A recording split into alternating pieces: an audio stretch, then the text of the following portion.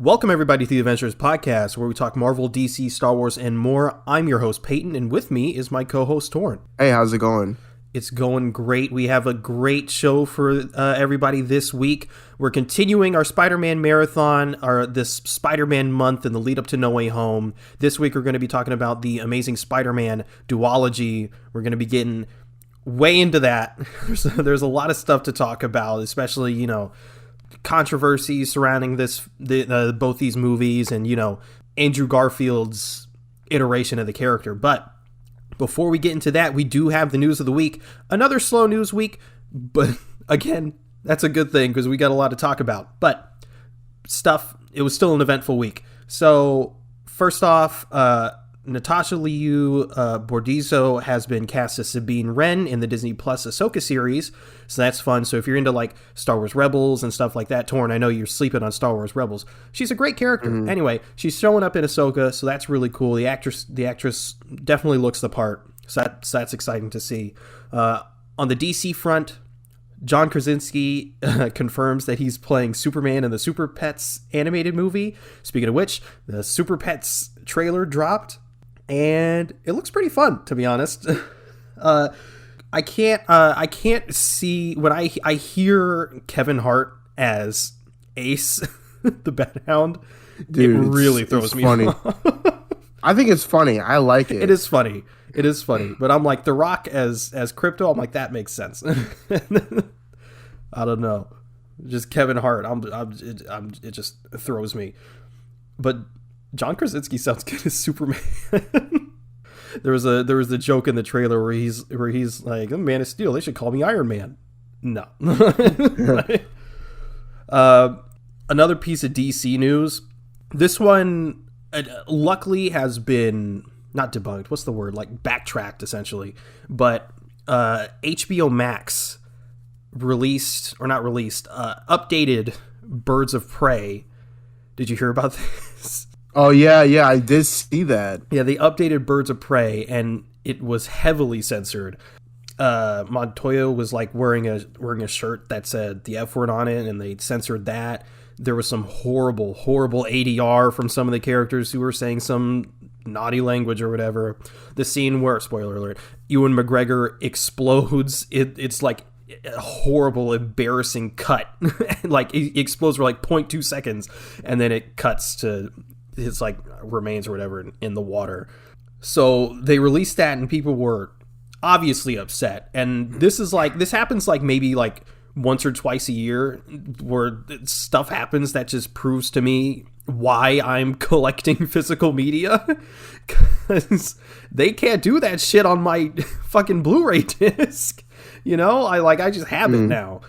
But luckily for people that are streaming, HBO Max came out and said that it was a mistake, and they put the network version on HBO Max on accident, I guess. I don't know how that happened. I don't know. That doesn't make any sense to me. Doesn't make any sense, but people were so confused. They were like, how are you going to premiere The Suicide Squad, which is one of the most gratuitously violent films like in recent years, and you're just going to censor Birds of Prey, which is lightly violent?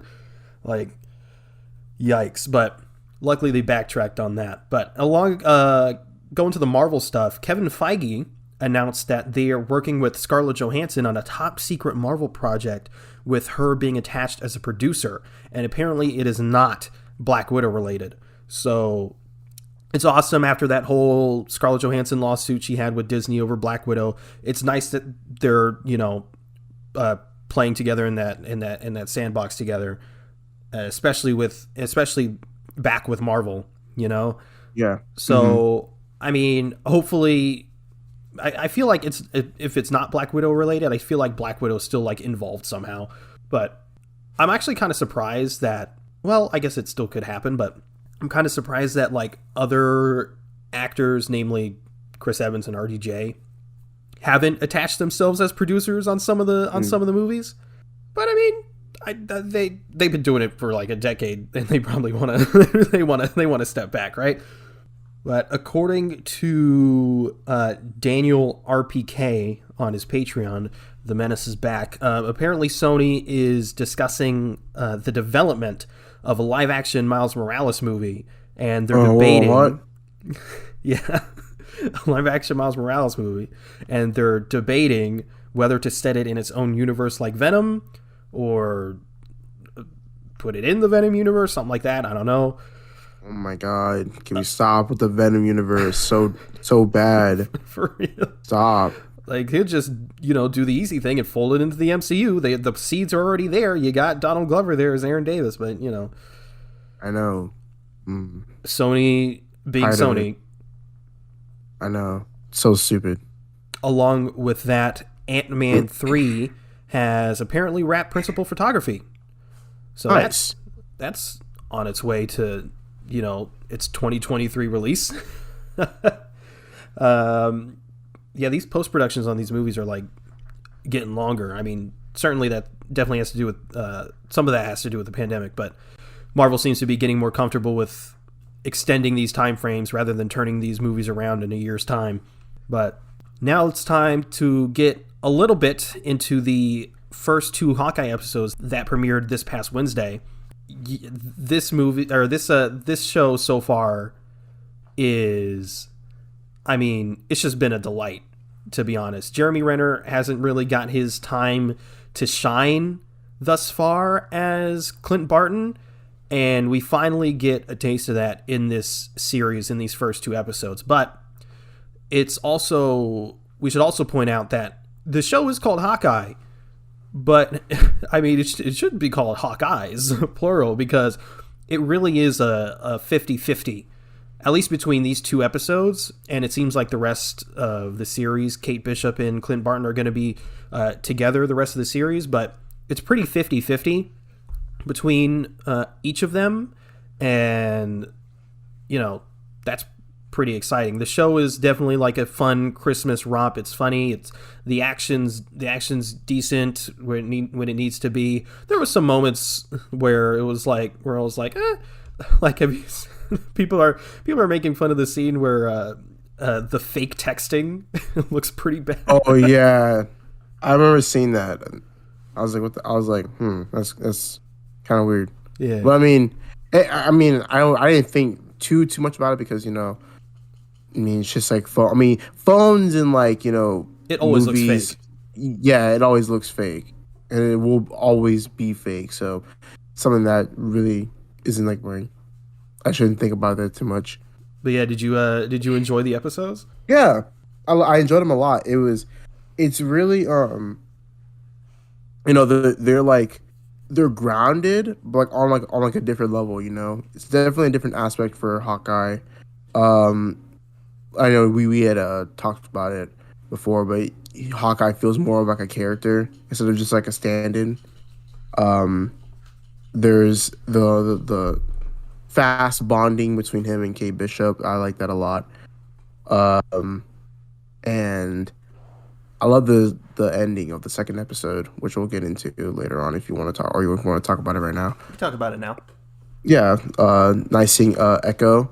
I like how she was like feeling the speakers and everything like that. That was really, really nice. Also, shows her in a red room. Daredevil vibes, whatever. So I enjoyed it. I also like the tracksuit mafia. They're funny as hell. Yeah, I was not expecting them to be funny. It's funny like them like saying bro every like 5 seconds. It's so funny and like he's criticizing bro. Yeah. And then at the end of the second episode where they capture like Hawkeye and they're like just talking, it's just I love it so much. Yeah, I love the part where they're like, "We captured you, bro. We captured you," and Clint's just like, "Well," and he takes his hand out from behind the chair, and they're like, "Oh shit!" and they point their guns at him. Yeah, I know. It's just super fun. What is Kate Bishop? He's like, I don't know. No, the fuck fucking falls through the ceiling. Oh, and speaking of which, didn't really get into it, but Haley Steinfeld, goddamn, pitch perfect, man.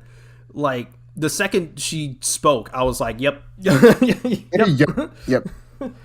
Checks out. Oh fuck a man named Jack. Fuck that guy. Fucking overall. I so love it. twirling mustache looking ass. But yeah, Hawkeye really good so far. I'm super excited for the rest of the series. Maybe we'll get that. Maybe we'll get that Kingpin, please.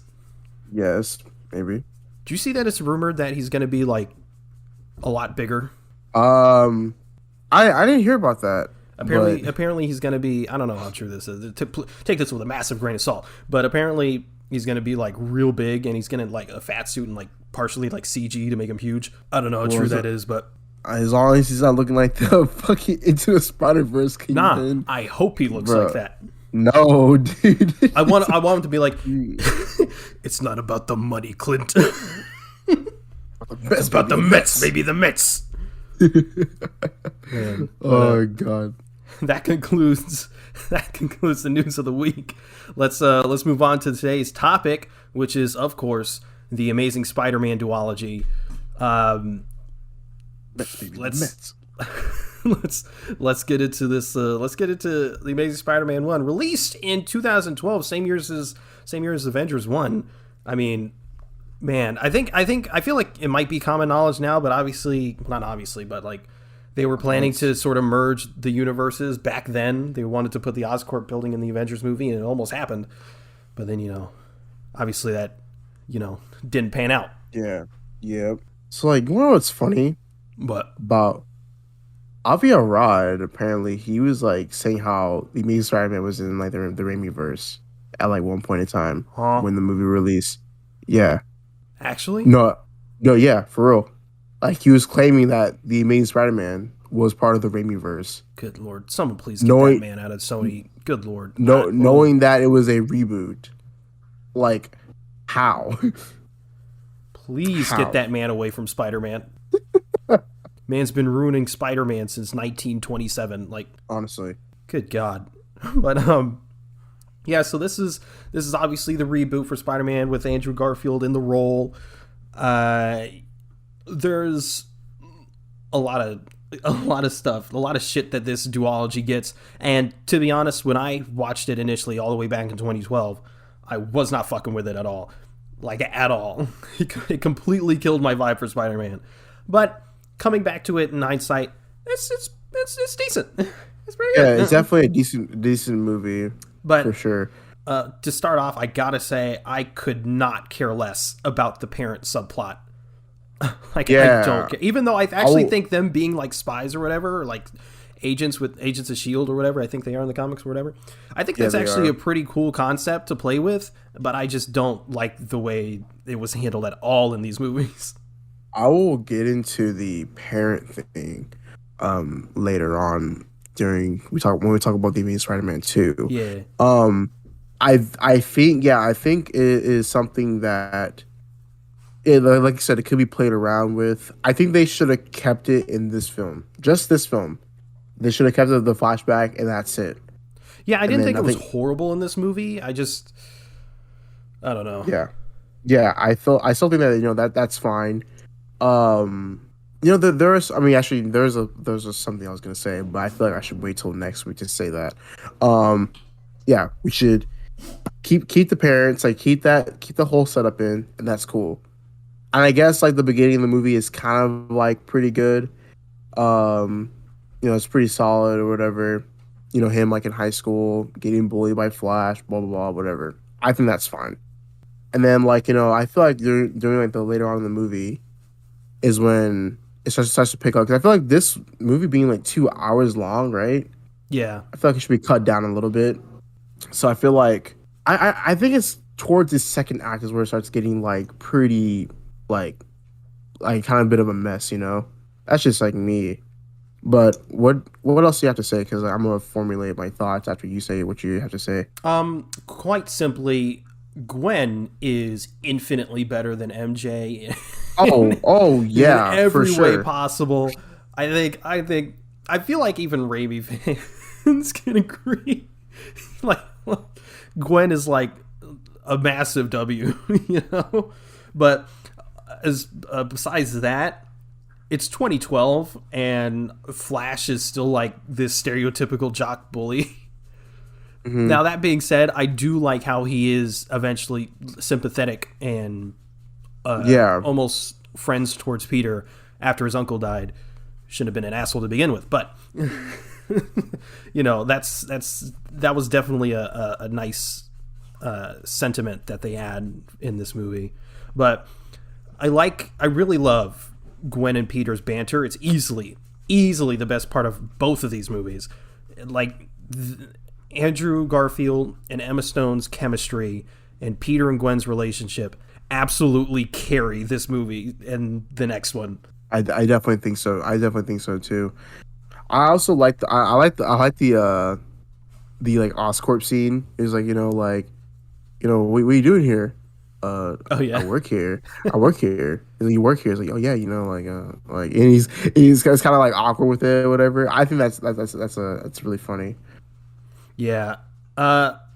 We should talk about how this movie is basically beat for beat Spider-Man 1.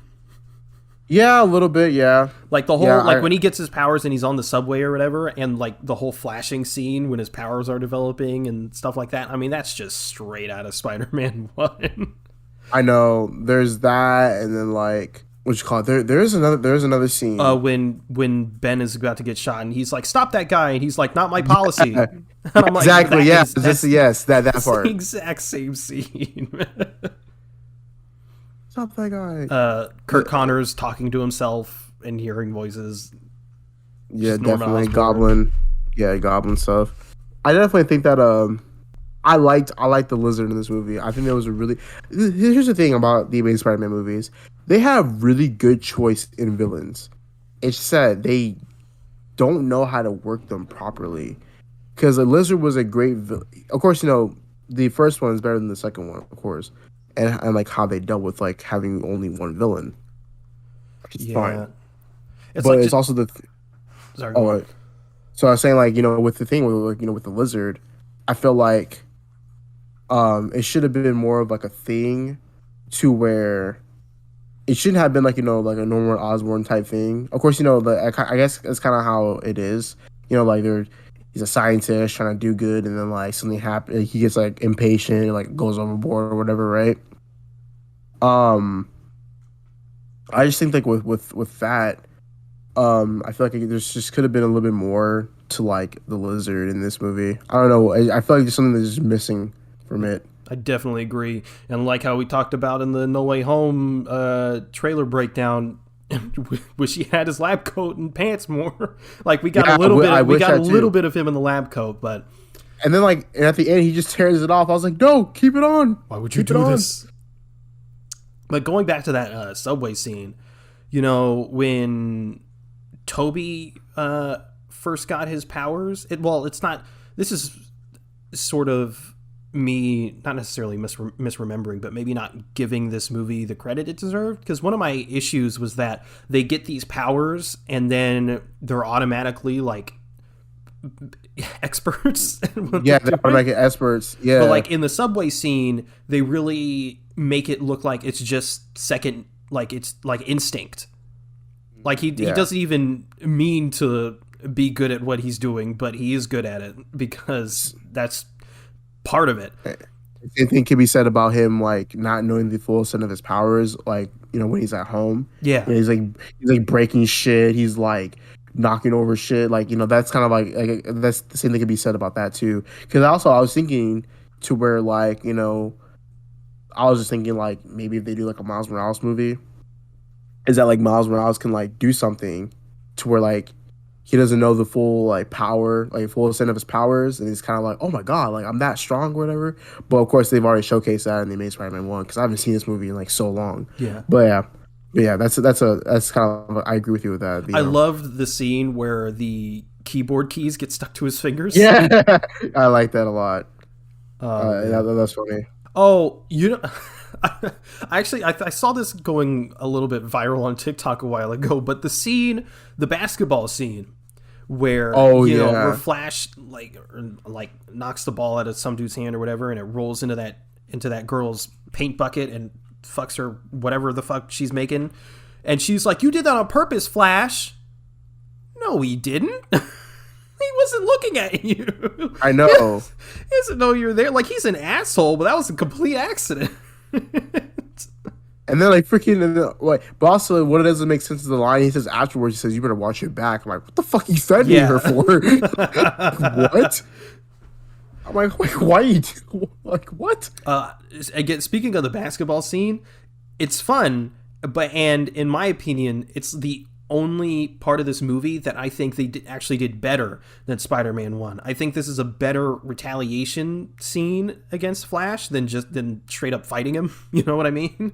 Like, yeah, for sure. Humiliate him. But that being said, because all he did was essentially just cross Flash up, it's a worse reason for Uncle Ben to be upset at Peter, because he's because it's really not that big of a deal. Like, yeah, they broke the backboard. That's a big deal. But just for sure. Humiliating. Who cares? Like, I feel like Uncle Ben was more upset that he had to leave work. Yeah, and then it's because like Aunt May had to like walk home 12 blocks, like, and catch a subway. Yeah. But it's also like it's like you said, you know, why is Uncle Ben like getting mad at Peter for, like, you know, in retaliate, you know, for, you know, in a sense, like getting retaliation on a guy who literally just fucking kicks his ass in front of, like, without violence. Like, that's a W. But like, I mean, you know, apparently, I mean, it's bad that he fucking did a fucking 2K move and dunked on him, but like, I mean, come on, you even saw, like, you know, they talked about it, like, I know a right hook when I see one. Like, you were talking about it with him, like, he got his ass beat and you got mad at him for that. I just, you know, yeah, I don't understand it. It makes sense later when Ben's mad at him because he didn't pick up Aunt May. Like, okay, that sure, makes sense. Yeah, for sure. But yeah, the whole humiliating Flash. I mean, that's completely warranted and probably one of the better ways to go about it. Mm-hmm. But actually, I forgot to mention, Peter still just taking random ass pictures of Gwen, having her photo as his wallpaper. Still creepy, man. That is pretty creepy. I don't know what it is about, like, Toby and Andrew just having pictures, looking at freaking their crushes. I don't know. It's just fucking weird. Guess being a stalker weirdo is part of Peter Parker's character. Didn't know that.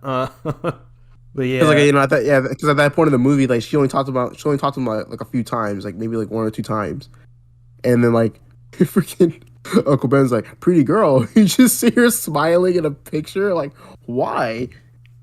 He's got you on his computer. I was like, Uncle Ben, what are you doing? Yeah, that was funny. But man, you know what we didn't talk about? Just off jump, the special effects in this movie. I mean, come on. What? Are they good? Yeah, they're good. Yeah, they're fucking amazing. That's the one thing I will say about these movies. They have the best visual effects and cinematography out of all the Spider-Man movies. It's like it's only a 5-year gap between Spider-Man 3 and this one, but it feels like a decade when as I know, right? It's just like bro, like you said this way. We said this either on the podcast, and we definitely said it outside of, you know, when we were texting. We need more POV Spider-Man shots. We definitely need those. We need more POV Spider-Man shots. They're so cool. They're so awesome. We get one. We get one in this one. Do we get one in the Amazing Spider-Man 2? We get a little bit in the beginning. Yeah. It was a little bit. Yeah. Yeah. So we get that. Man, we get a little bit in Homecoming. Yeah, it was a little bit, but still, we need more. Yeah. But dude, I just love this. I love the scene of, like, you know, when Peter gets his costume and like he like shoots like the web. You see the freaking like web shooter like flicker red, and he's on the building, and it freaking showcases his whole suit on the building. That's so dope. Speaking of that suit, trash. Shut up, bro. It's a bad suit. It's not that. It's not. Why that does bad. It look perpetually wet? It's weird and gross. The eyes are horrible. Why are they yellow? I will say this. I don't know if you go back to the movie, you could see his eyes through like the lenses. No. You could see his eyes. Why'd you tell me that? I'll never be able to unsee that. That just makes it infinitely worse. Hold on, wait. It's like I don't think the actual like I don't know. I mean, it is the design of the suit, but I don't. Something about the way the design mashes with, maybe it's the color of red and blue. I don't know if I don't know what it is, but I hate it. But there is this. I think I saw like an edit or something where they made it sort of Far From Home ish. They just made the blue black. and it looks so much better. something Dang it, about, something about the blue just does not hit. I literally saw a freaking post, man, and like it was showcasing like all the Spider-Man costumes, and it was like a shot of the Amazing Spider-Man 1 suit. And yeah, you could see his eyes, and it's like I had a double take on that, bro. I was like, what the heck? That's disgusting. It's a bad suit. I respect it. I respect them for trying to do something different, but it's not good. It's not good. I really don't like it. I like it. I like it. No, you I'm don't. not a. Yes, I do. And then let's see what else. So yeah, going more into like the Kurt Connors like thing of like the decay rate algorithm and him trying to like repair himself and all that stuff. You getting impatient. I thought that was pretty interesting. I thought a lot. I like Kurt Connors. Really really cool villain, cool guy as well. He just wanted to help people, but it's always one of those things where like they go about it the wrong way, type of thing. That trope. But I love like I forgot which game it was they did this in. I think but I love like the sewers, the sewer scenes and shit like that. That was really fucking cool. And I love how like Peter has like he deduces the lizard being in the sewers, with all the lizards following like under the pipe, not pipe, the grate. Yeah. That was really nice. And it's always like, I feel like, of course, Tom Holland and, Tobey Maguire, they do some Spider-Man things. But I feel like in this duology, Andrew does like the more Spider-Man things. Like he's over here making a bed. He's playing on his phone in the sewers with a camera set up. That's just so funny to me. I love it so much. Like I think my favorite scene in this movie is that car scene where he's in the back seat. No. He's in the back seat and he's he's like, the guy's like, you a cop? He's like, really? A cop in a skin tight red and blue suit? Come on. I know that was funny. Like okay, he's being a bit of an asshole towards the end, especially towards the cops. He's like, I did 80% of your job, and he starts swings away. But it's so Spider-Man. It is so Spider-Man. Then he starts like playing with him, and he's like, but dude, okay, going back to the visual effects, I love the shot of like, he like tilts his head at like the criminal and it like zooms in on his face. Yes. Oh my god, that's so good. fucking Fuck cool. That suit, but that's a good shot. That's a great shot. Oh man, that is so good. What else? What else do I like about this movie?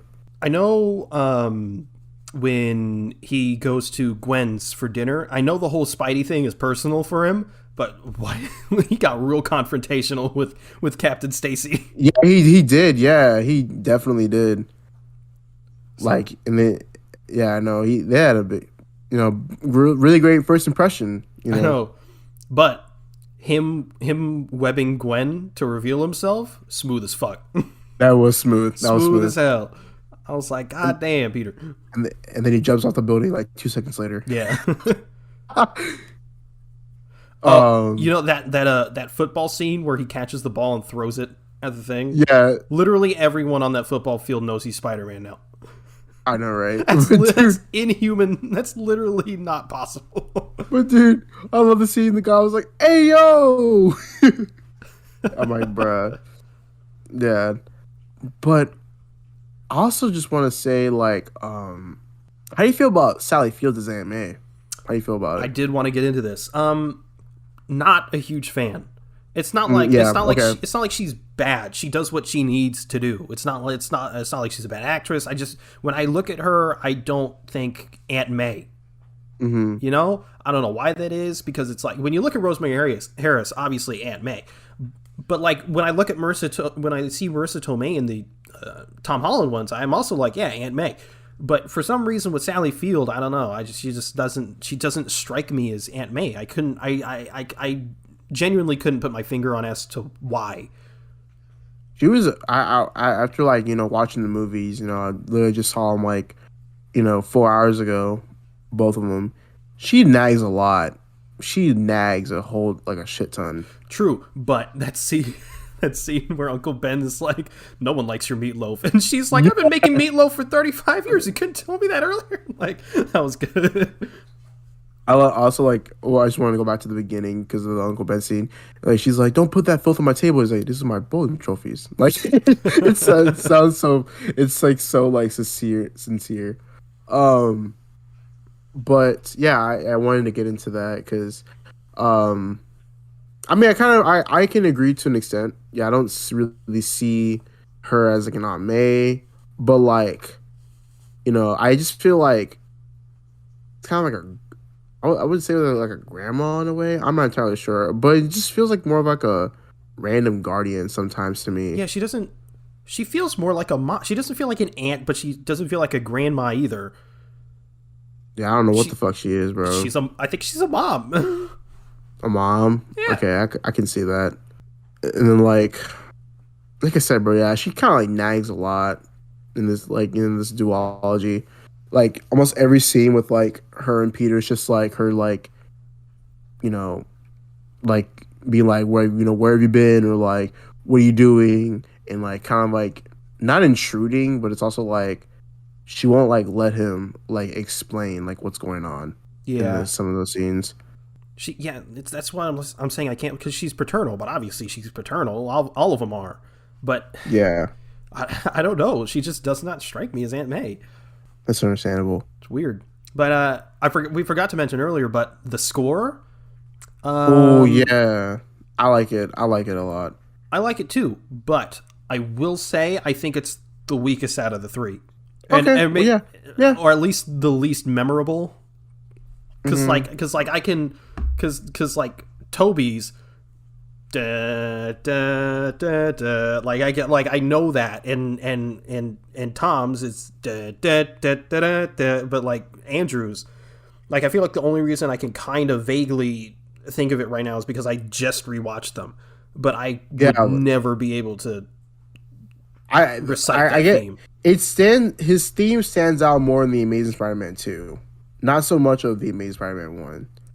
Because it's like dun dun dun dun dun dun. Yeah, it's better in the Amazing Spider-Man 2, but yeah, in this one, I can understand that too. But when Lizard breaks into the school and Pete has to fight or whatever, there's cameras in schools, right? And he was just Spider-Man in about a bit without the suit on, and I'm like, where's the cameras? I'm actually gonna get into that. I don't know if it was it was in the main Spider-Man 2. I'll get into that. But yeah, that's true. But also like you also got to think that like he changed into Spider-Man like in a classroom, like in a fucking hole in the wall. In a lab, but he was in the hallways when he was just doing it as Peter. That's true. But yeah, oh yeah, okay, yeah, that makes sense. But in that school fight scene, the Stan Lee cameo, one of my favorites ever. I know that's amazing. It's so good. Man's untouched. Maybe I missed something about the sort of lizard gas pathogen, whatever. But isn't it temporary? Yeah, it's temporary. So he's just turning everyone to lizards just for them to turn back into humans again? Well, actually, because I think in the movie he made it permanent, because he was gonna make it to where, he's gonna make it to where everyone turns into like lizards like permanently. Because remember it was like right before he like goes into like becomes like lizard again. He was like talking to himself and he was like having like this like whole thing, and then like he finds like he has the formula. Back to formula. And then he does something like that. He doesn't perfect it, but he makes it better. And like the first like third act of the film.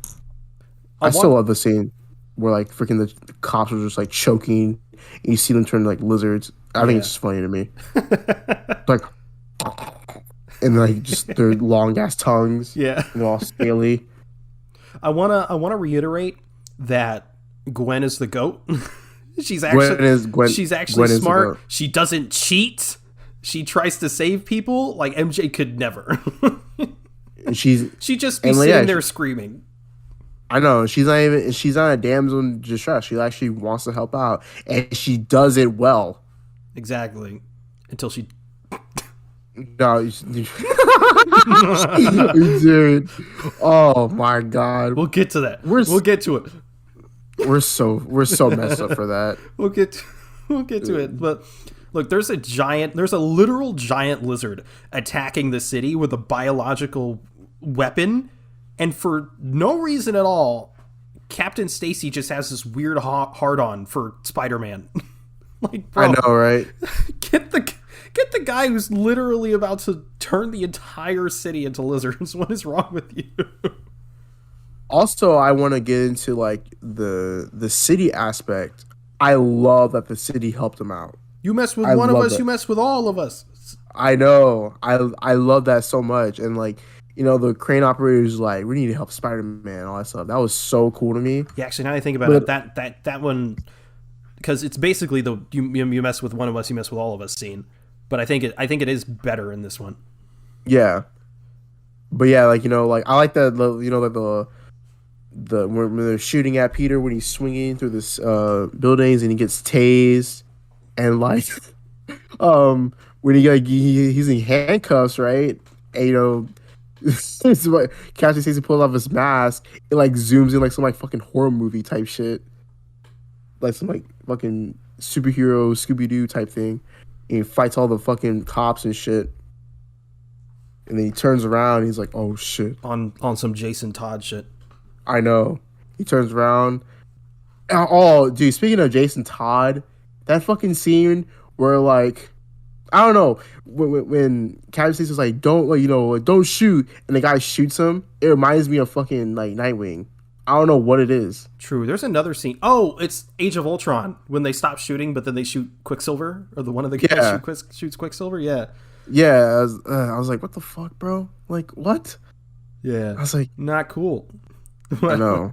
When we get into the actual like final battle, in my opinion, honestly, kind of generic final battle. It is a generic. I didn't really feel anything emotionally. Like the stuff with Captain Stacy, like he died. I guess, but he was like an antagonist the whole movie, so it didn't really mean much to me. I personally feel like he shouldn't have died. I personally feel like he shouldn't have died. Yeah. And I'll get into like why he shouldn't have died in the second when we talk about the Amazing Spider-Man 2. But yeah, it was definitely a generic final battle. I still think it was cool. Freaking, the antidote is like clear, have this freaking blue cloud, and Dippin' Dots are falling on him and shit, and fucking falls down. Yeah, what looked like fucking Dippin' Dots, bro. And I also just love the scene of like, when Peter falls down, he's on the side of the building, and Kirk Connor's like using his hand and it's like disintegrating, and he uses his other hand. And I like that scene. I like it a lot. Yeah, but like the other Spider-Man movies thus far, at least have, maybe with the exception of Spider-Man 3 a bit, have felt close and personal, and this one just kind of didn't. But it's fine. Like it's popcorn movie, whatever. Big explosions. Big explosions. But yeah, another funeral scene at the end of a Spider-Man movie. Yeah, that's true. I didn't mention, but it's kind of implied that Aunt May knows Peter is Spider-Man. Yeah. I remember seeing that. It's thrown away a little bit in the next one. Yeah, it is. It definitely is, and I'll get into that. Yeah, movies. 9 out of 10. They changed it. No. No. It's a 7 and an 8 out of 10. Yeah, my opinions didn't really change all that much since the last time I rewatched it, but it's a solid movie. But it being beat for beat, Spider-Man 1 kind of holds it back. Like it tries to do what Spider-Man 1 did, but Spider-Man 1 did it better in most areas. Like, yeah. Andrew Garfield is a great Peter Parker and Spider-Man. I know people, the whole thing, Toby's the best Peter, Andrew's the best Spider-Man. Tom's the best of both or whatever. It's rewatching these. Is Andrew better than Toby as Peter? Oh no, because he is. I think so. Pete, like Toby's is like real creepy. He's okay.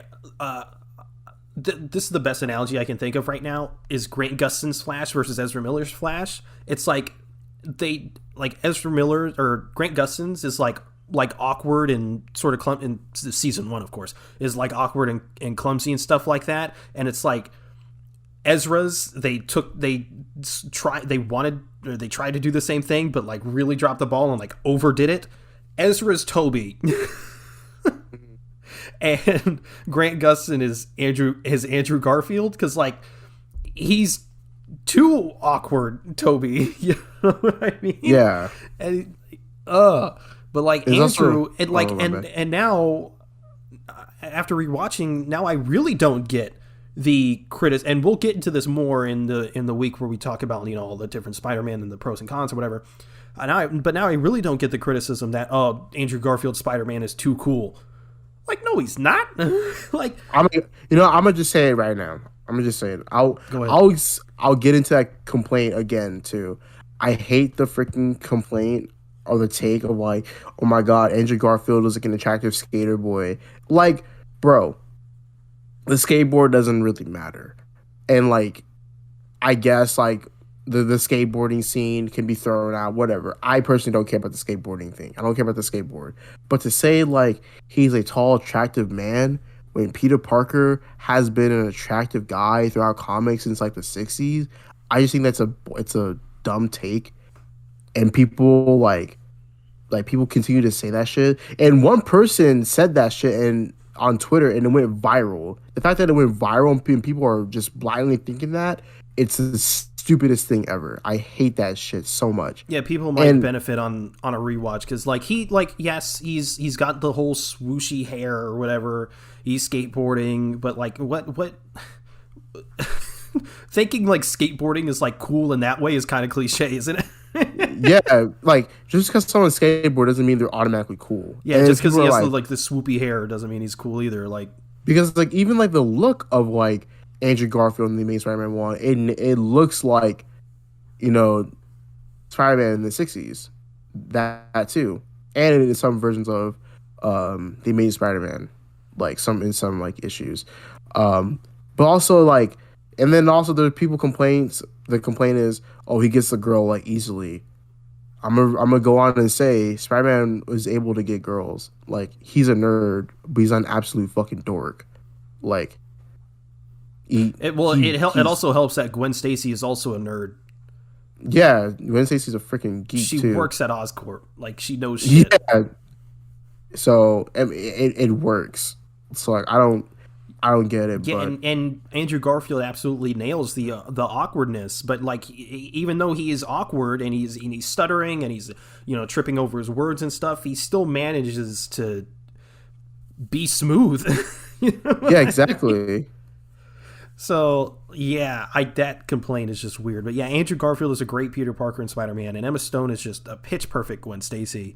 But everything surrounding them, unfortunately, just isn't on the same level as both of them. Mm-hmm. And I think that's where the movie sort of falls apart a little bit. But it's still a solid movie. I gave it a 7.5 out of 10. So yeah, that's fair. That's fair.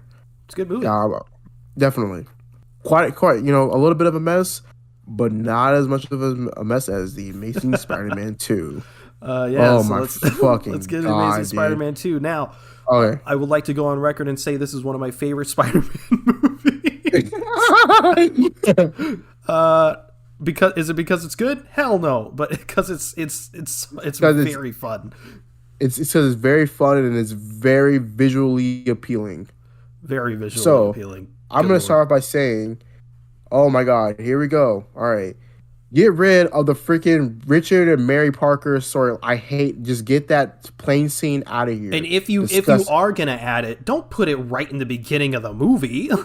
Yeah, don't put it right in the beginning of the movie. Open with the Spider-Man scene. Come on. Yeah, exactly. Open up with the Spider-Man scene. Also, the thing is, if you're going to all that freaking Mary, like Richard and Mary Parker thing should have been in the first movie. That's it. It should have been in the first movie, like altogether. None of that recap stuff. Not just get that out of here. And I'm gonna say this right now because we're gonna talk about it later. I don't get the understand. Like I don't get the obsession with the Richard Parker bloodline, Peter's blood. I hate it.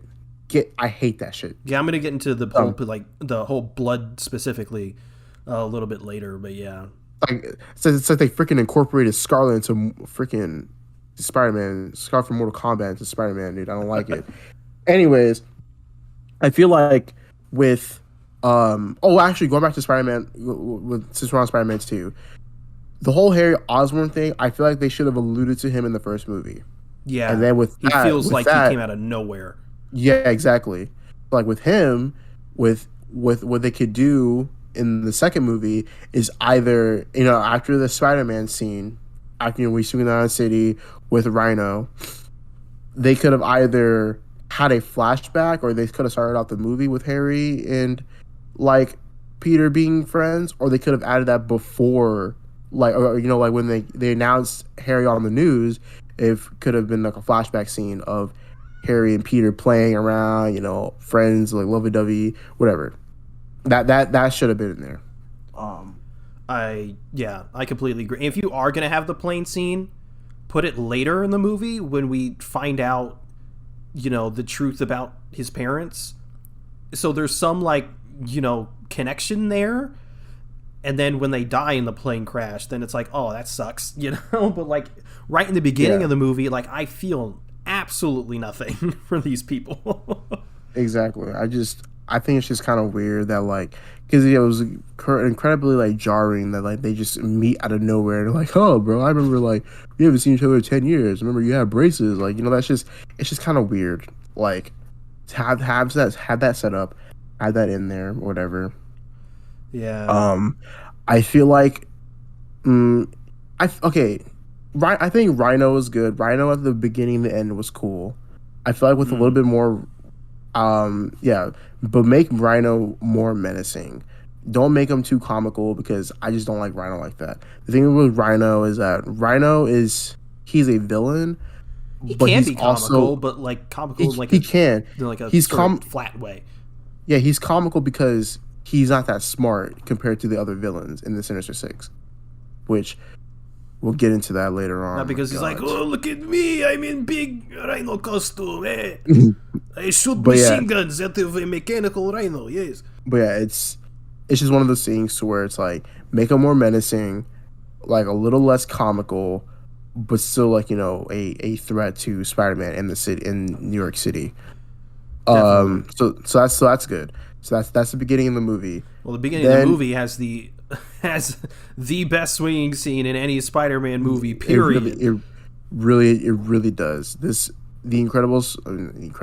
Amazing Spider-Man 2 has incredibly and great visuals of web swinging. Just the best VFX of any Spider-Man movie ever. It really is. Yes, exactly. I think like the.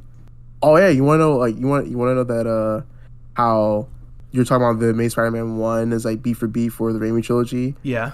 Or Spider-Man 1, the scene in the Amazing Spider-Man 2 when Gwen is talking and there's no seat reminds me of Spider-Man 2. Oh yeah, I never thought about that. Yeah, it's exactly like Spider-Man.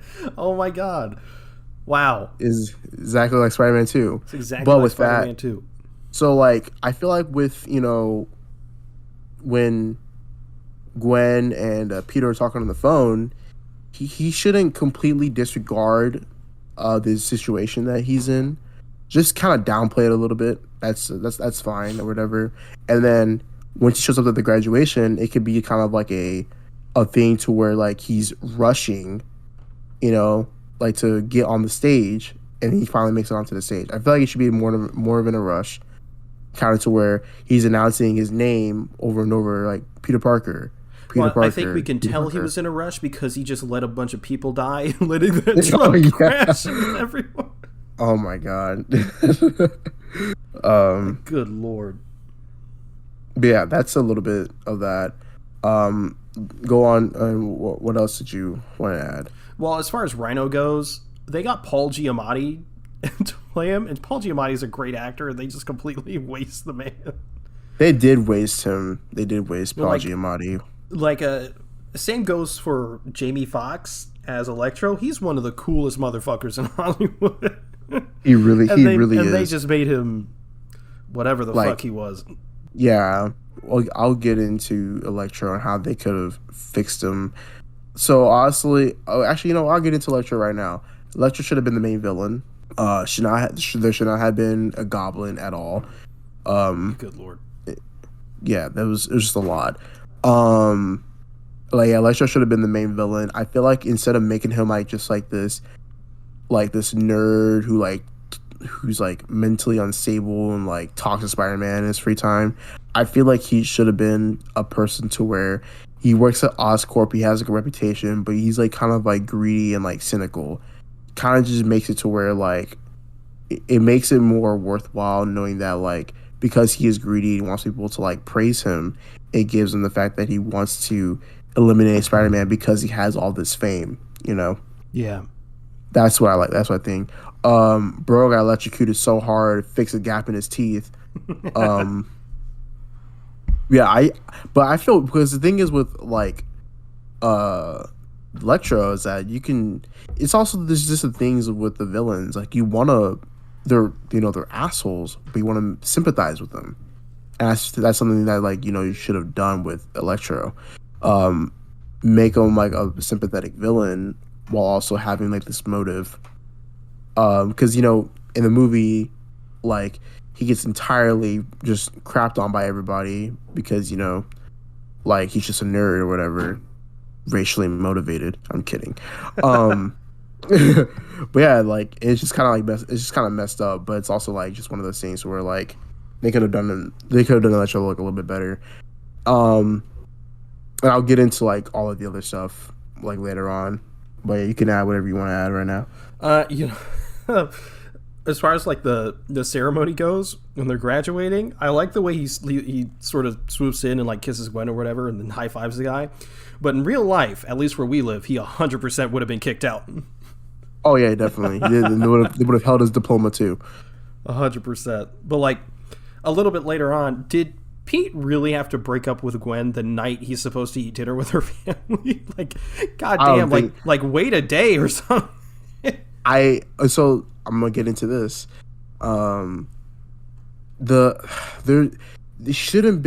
Peter should not have been wishy-washy with Gwen. There should not have been a wishy-washy relationship throughout the whole movie. I feel like it should have been a concrete relationship. Just hey, this and that, whatever. And also, I feel like you could get rid of the Oxford thing, London. I don't like that. You can get rid of that. If you wanted to incorporate it, so keep it in there. It could be a tie-in to the very end of the film, which we'll get into. But yeah, their relationship was just really, really wonky. I did not like it. It was just really, really back and forth, and it created this really weird dynamic of who should you really go after, or who should you it just created this really weird thing for the audience, the point of view is what I'm trying to say. Yeah, their relationship was really back and forth, but I think because of their chemistry, I don't really mind it because they just work so well together.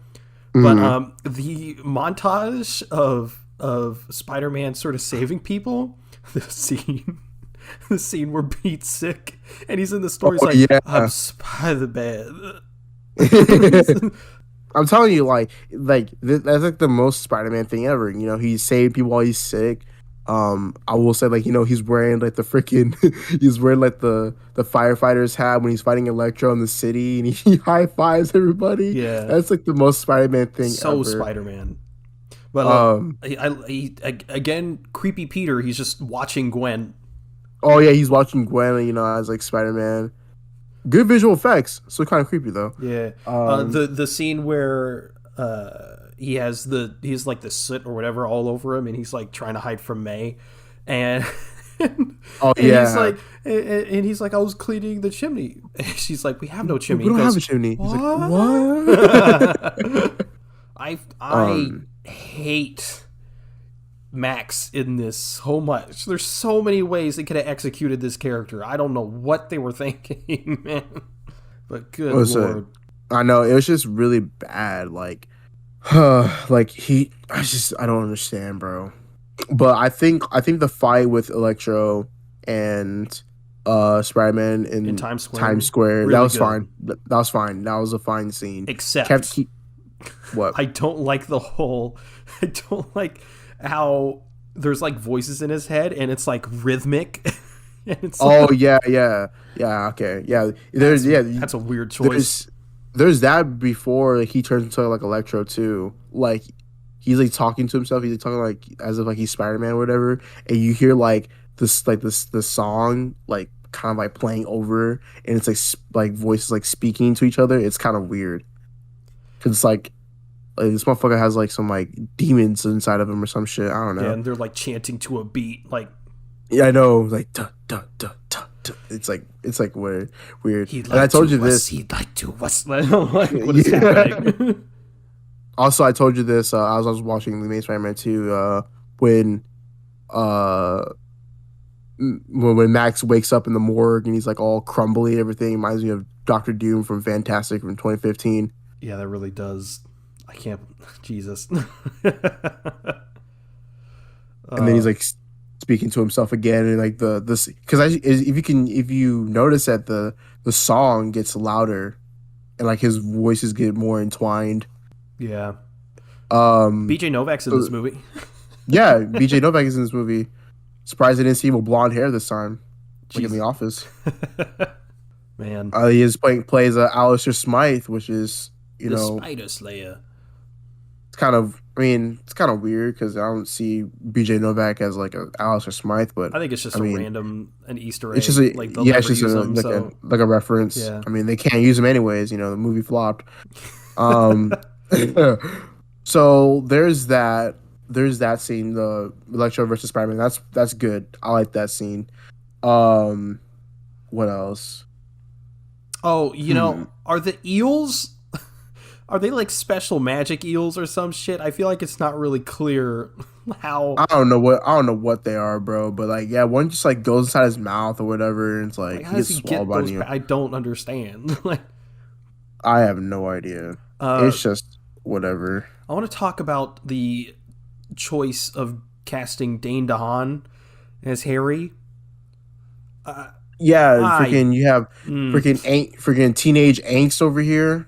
such a weird choice, in my It's opinion. so here's the thing. Like I feel like you know when you lead up to Harry in the main Spider-Man 1, kind of going more into it in the main Spider-Man 2, I feel like Harry Osborn, like it doesn't. It kind of doesn't matter who plays Harry Osborn. It's just how you do it. So the thing is, I think he was fine, right? He's fine, but I don't like the whole entire like disease thing. It's like, oh, Peter, I'm dying. I have a rash on my neck. Looks like a fucking hickey. Like I don't like see Which, the Harry by the rash on the neck, by the way, is so similar to the lizard thing they have in the Oh little scales on yeah, his neck. exactly. I mean, Yeah. they're just copying. They're copying themselves now. Oh yeah. Speaking of that, Norman Osborn, don't kill him off. Keep him hospitalized. Set him Yeah, up for later on. but yeah. Oh my Um. god, the goblin disease is so fucking bad. I don't. What So the then, fuck? now, for Harry Osborn, I feel like with him and Peter it should have been a they're trying to set up like this like dual like this parallel between them because you know like how like because the whole this is one of the themes of the movie is obsession, right? Harry's obsessed with trying to find a cure. Peter's just obsessed with his parents. I think I like that a lot. I just don't like the whole goblin disease thing. I feel like what Harry should have been or could have been doing was finding more about his father. Like, you know, kind of how Peter's finding the secrets about his parents. It should have been to where he's finding about, you know, Norman Osborn, and then like maybe that's how they can incorporate the Goblin and like in Amazing Spider-Man 3 if they were to ever do that. That's what should have happened. There should have been no Goblin in this movie because he's a freaking crackhead. It looks disgusting. So it should have just been normal Harry Osborn without all the teenage angst. In this freaking movie. When they meet for not for the first time, but when they, I guess, reunite for the first time, when Peter comes to Oscorp or whatever, I don't know if you noticed, but why is there so much sexual tension between Peter? Like, even the music, like, because it's like, it's kind of awkward at first, and because he's like, I'm in a meeting or whatever, and then I guess they have this fun back and forth or whatever, like remembering or whatever, but like the music picks up. It's such a weird, like, on some rom-com shit. I didn't notice any sexual You should tension, rewatch the scene. It's hilarious. But yeah, that's what I did say. I was like, I did hear about the parts like, oh my god, like you had braces, and it's like, what? Like, what does that even matter? Off. And he's like, and Harry's like, yeah, I have one of my manservants holds the hair dryer, but I man the comb, so I'm not completely useless. Yeah, I just don't know why he was just it's like they try to do I hate him. They try to do like a Blue Maguire Osborn. It's literally so Goblin Jr. gonna cry. I think he's horrible, just as an actor. Dane DeHaan as an actor. At least in this movie, I haven't seen him in that much stuff, but just his delivery of shit, man. But okay, so when they're outside, just like fucking Spider-Man 2, here's another parallel. When Harry's all like, so you got a lady, and Peter's like, oh, it's complicated. Oh, yeah. No, it's not.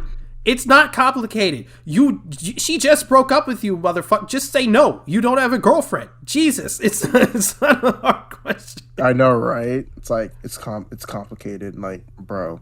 And then he's like, I don't do complicated. Yeah. And he's like, and Peter's like, I saw you with that model, and I'm like, ain't no goddamn way. I guess he's rich, but ain't no motherfucking way this ain't no models. It's like, why? Let's see. What else? I'm gonna get into the whole blood thing a bit, but so obviously the whole thing is that they were working on Richard and Norman were working on like genetic spiders or whatever, and Richard Parker used his blood on the spiders, which means that it can't be used as far as human trials go. Well, any trials go, it can't be used on anyone else other than Peter because it's his father's blood. That's fucking stupid. I guess it kind of works for this specific plot, but like if they plan to have this universe continue on for years, it completely removes any possibility of other Spider-Man being introduced other than Peter. Yeah, exactly. Like, where's Miles Morales gonna come from?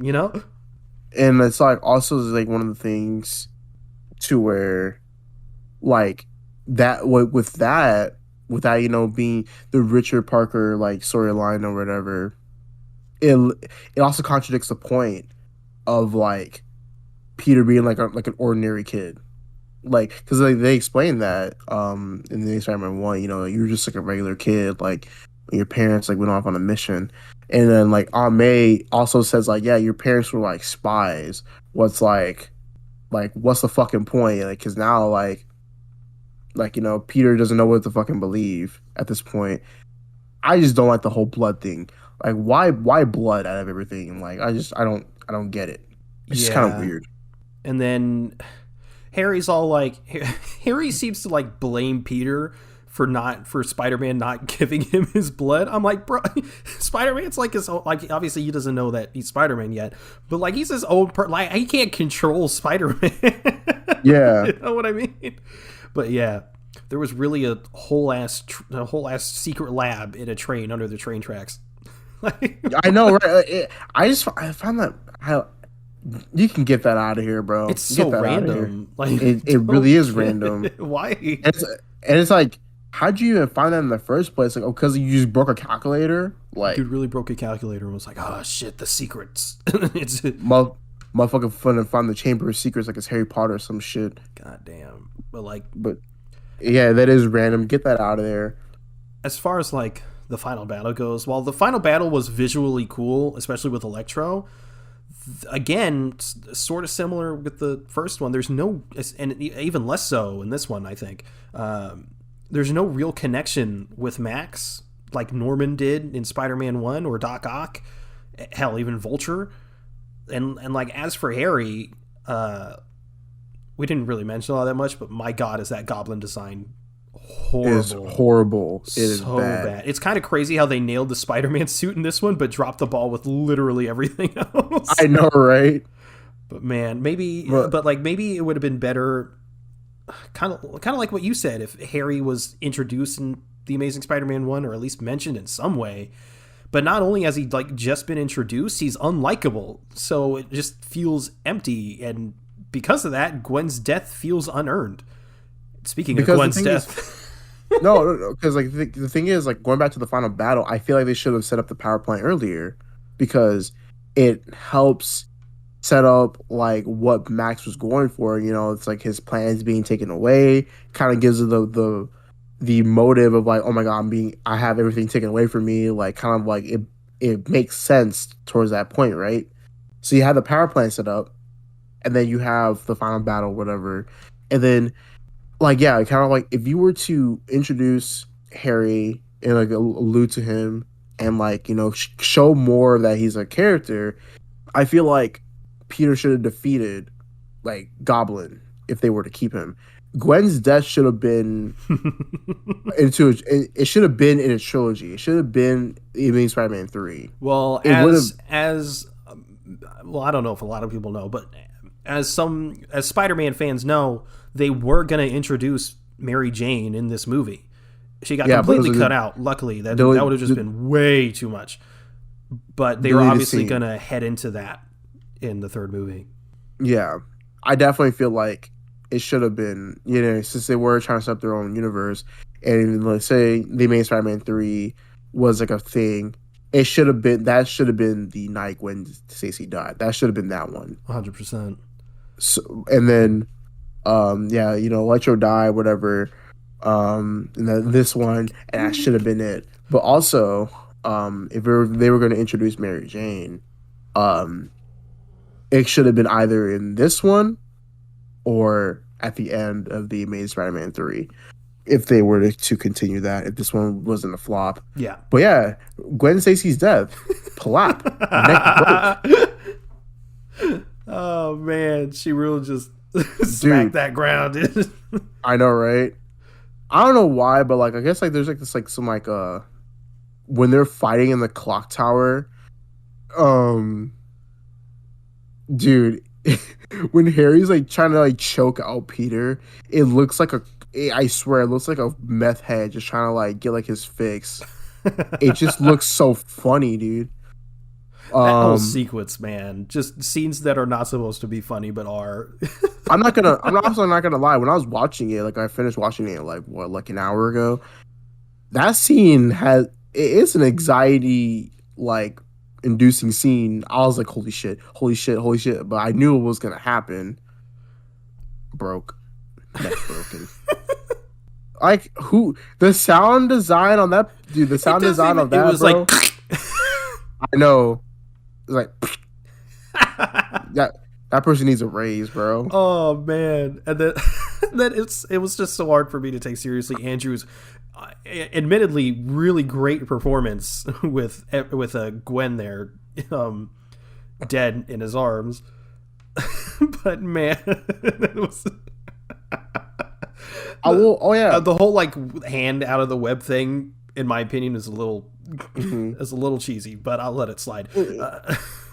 I'll let it slide, doing the fact that it zooms in on his eye, which is really good visual effects once again. Also, like so like we talked about this. You had Kevin Feige's notes like pull up, and you talked about Andrew's acting. He brought up a good point of saying how like he gotta change Andrew's acting because it looked like he had like a bunch of like he was all over the place emotionally the entire movie. Yeah. So it felt like it just like, oh, he's being emotional again with Gwen's death. Yeah. So yeah, that's just one of those things. Also going back to I agree with Feige's notes because of the one I was saying how like they should have been introduced the power plant earlier because it would have given the final battle more of like more meaning in a way instead of just like picking it because Electro is like a villain and it's like his whole shtick is like electricity. But yeah, I don't know, like yeah, this movie's just a fucking mess. I'm gonna go more about like Feige's notes. Let's see. Oh yeah, this part. Yes, I see a lot of people's comment about this. No ghost Captain Stacy. Instead of like just hear like a voice inside of like his head. That would have I didn't been like hate that, but yeah, it would have been better if it was just a voice or some flashback or something like that. and yeah, there shouldn't be a year time skip. I don't know why there was like a year time skip type of thing. That shouldn't have been like a year. I think the time skip of like, Gwen's death being like 5 months, that works. That kind of works. Because that ties into like the fact of like the people at the beginning saying like, well, let this cops do their job, blah blah blah, like whatever. Yeah. Um, so It that was so that works. another funeral, by the way. Yeah, another funeral. But like, there was also that sloppy setup for the Sinister Sticks. Yeah, it's like this. I'm not against setup for the Sinister Sticks, but like there wasn't like enough It was just either. And like No Way Home is doing Sinister like 5 technically, but like Sinister or No Way Home has the cheat code of having it be multiversal villains, so we already know who they are and have that connection with them. it's like the thing of like Sony being cocky because the Amazing Spider-Man 1 did really really well enough to get a sequel. So they're just like, well, let's introduce the Sinister Six, and you have like this fucking silhouette like ordeal. It's like I hate silhouettes. I hate like mystery characters. It's so annoying. Yeah. Like I hate that so much. Um, so that's like the whole thing. Um, and then like so also Kevin Feige said in his notes, I believe, is that like there should be like a little bit of build up to like Rhino escaping from prison and like seeing his suit, and then like he uses it to like go on a rampage off the city, and that's when Spider Man like have like the final battle or whatever. I like that idea. Dang it, you just said it. I had this thought. Oh, okay, I remember it now. You're talking about how like Peter breaking up like with Gwen, I feel like the Right. day of like the dinner. Yeah. Peter was also an asshole breaking up with Gwen on the day of Captain Stacy's funeral. What a dickhead. He's Yeah. like, I can't do this. Yeah. I can't do this. Yeah. I'm like, what a dickhead, bro.